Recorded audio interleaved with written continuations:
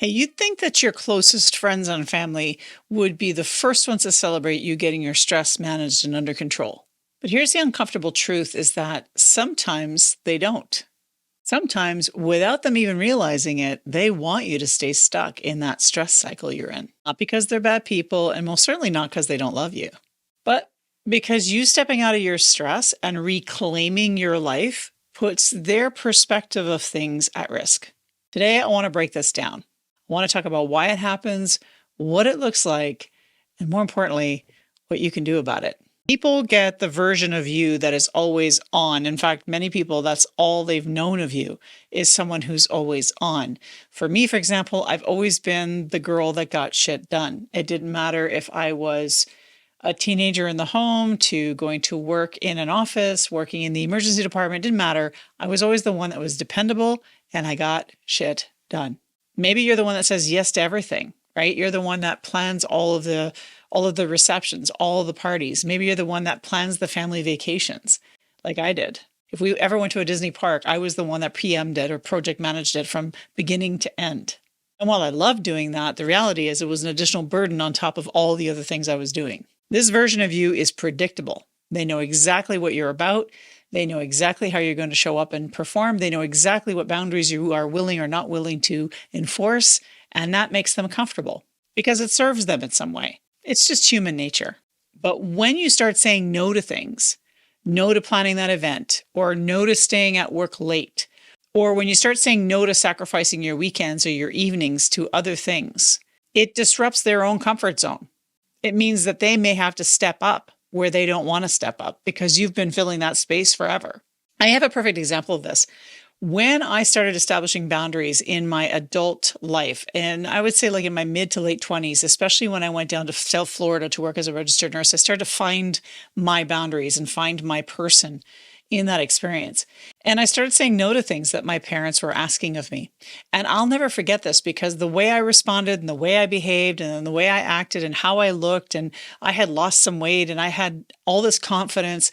And I remember going home one day and my father looking at me and saying, I don't even know you anymore. And it was quite fascinating because I was starting to embrace myself and he was no longer knowing me anymore. And it was making him uncomfortable. The second reason that families may inadvertently do this with you is called the mirror effect. And this is simply that when you start to step into your own wellness and you start to embrace your own self and your own wellness and you address your own personal needs, it starts to reflect back to the people around you how they're not doing that for themselves. It forces them to look at their own choices. And they may find themselves stuck in the same rat race. And if you leave the rat race, then who the hell are they going to commiserate about the rat race if you're not there to do that with them? And sometimes it's just easier to keep you where you're at because then it's easier for them to not have to deal with their own hard questions about the boundaries they're letting pass or about the lack of balance they have in their lives. The third reason is hidden payoffs. I mean, let's get honest here. Sometimes when we are not paying attention to our own wellness and our own resilience levels, it serves other people. Think of your boss. If you start putting no boundaries or time boundaries around your time in the evenings or on the weekends, it doesn't serve your boss. It doesn't serve your company because now the person they've been able to use as a doormat to get stuff done after hours is no longer willing to do that. Now, in some cases, some people will say, well, that will get me fired. Well, it might, but there's other positions where that won't get you fired necessarily, but it most certainly will cause some friction. In the family, though, with your family and colleagues, here's where this shows up. At home, your busyness may be what they see as the dependable one. You are the rock to their life, right? Or maybe you're always available to pick up the slack and they don't need to show up. They don't need to be competent. They don't need to do those chores.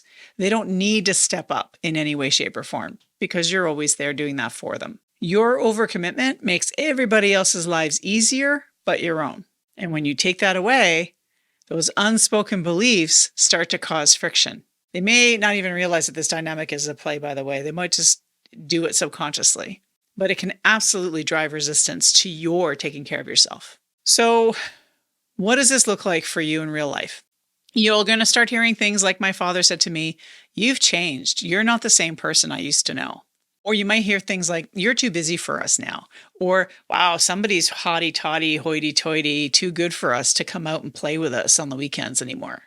Or you might just have flat out sabotage where people make noise around the house when you're trying to meditate or do something meaningful, or they dismiss your efforts when you're going to the gym, or when you've lost some weight, or when you seem calmer overall. They may treat your boundaries as an inconvenience. And if you have narcissists in your house, God forbid, they will make it about themselves and make it really difficult for you to get on with your wellness strategies. But here's where it really gets tricky, is that with friends and family, where you have emotional connection to, those guilt trips, those statements, those little snide remarks can really hit hard and it can really affect us emotionally and psychologically. You're going to start to feel torn because, on one hand, you know what's best for you and how you want to take care of yourself. But on the other hand, you also want to maintain those relationships. That tension between loyalty to others and loyalty to yourself is real, and it can affect you from a mental health perspective. That's the trap. And that's the stress cycle that keeps you going in that I'm just going to keep over delivering because it's what makes everybody happy. If you're a people pleaser, like I was for many years, it's going to be your undoing because you're going to constantly be at the mercy of others instead of prioritizing yourself. Now, here's the good news. That dynamic doesn't mean that you're doomed to stay stuck in it. But what you do need is a strategy. And I'm going to give you a framework on how to handle this. So I want you to name it without blaming. The first step is awareness. Recognize that this most likely is not because of malice. Now, if you have a narcissist in the house, maybe it is. But if you don't, and it's an otherwise fairly, quote, normal household, it's probably not malice. It's probably just discomfort that's showing up for them. Just recognize and honor that it's uncomfortable for people because you're going through these changes and because you're prioritizing yourself. Instead of making this about rejection or guilt or retribution, kind of see it for what it is, which is resistance to change. The second thing you're going to want to do is communicate with clarity. Don't assume people understand why you're changing. Don't make that assumption. That's a mistake. Share openly. I'm working on managing my stress, or I really want to be healthier, or, I'm really miserable right now and I really need to find a way out of this hole I'm in, or I'm not pulling away from you.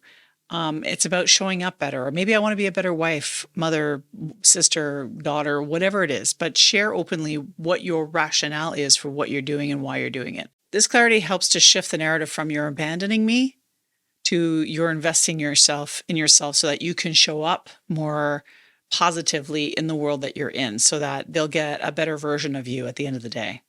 And yes, you may get some pushback at first, completely normal, but over time, the actions will teach people that this isn't a phase, but rather the new you, a new standard for how you're going to be living your life. And most people, even if they resist at first, will recalibrate around this. The fourth thing is build new allies. It is really, really hard to prioritize your wellness if you don't find community to do this with. Because when you're by yourself, you feel like you're in an island of an ocean that's huge of pressures and other priorities that are not your own.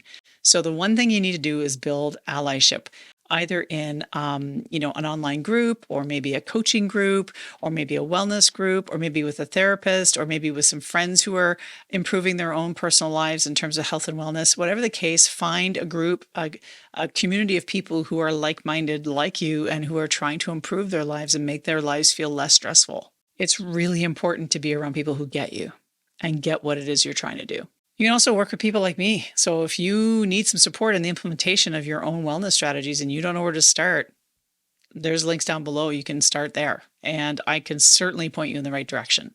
So here's the truth. Your wellness is not up for negotiation, because ultimately, if you don't prioritize that, it will catch up with you. Physically, spiritually, psychologically, emotionally, you name it, it's going to affect you in some way, shape, or form.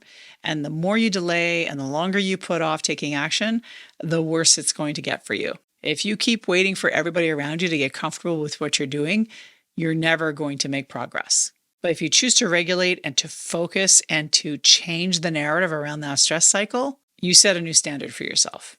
And here's the beautiful part about all of this, is that when you lead that way, you're showing others how to do it. Those same friends and family members who resisted you at first might actually become followers of yours at some point. So not only do they learn how to respect your boundaries, they start implementing their own. You become the model for what's possible.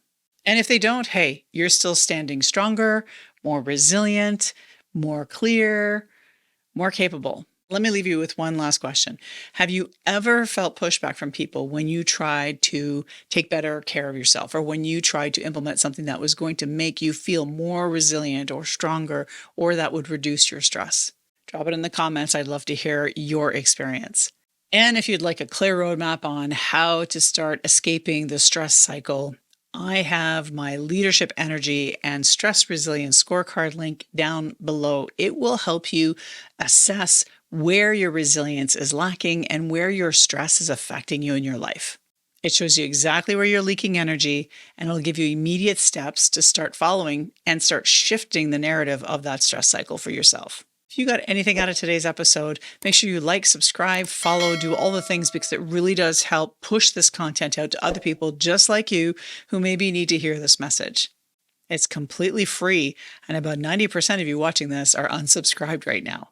Until next time, stay grounded, stay inspired, and remember to exhale.